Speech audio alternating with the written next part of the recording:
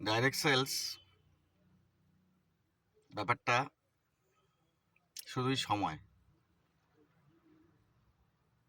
সময়ের উপরে ডিপেন্ড করে। সময় নষ্ট করা যাবে না, সময় নষ্ট করলে জীবন নষ্ট হয়ে যাবে। ডাইরেক্ট সেলস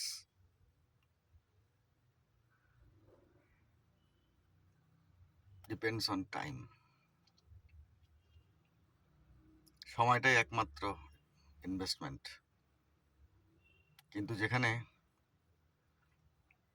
সেলস পারসন নিজের সম্পদ, নিজের ইন্টেলিজেন্স এবং নিজের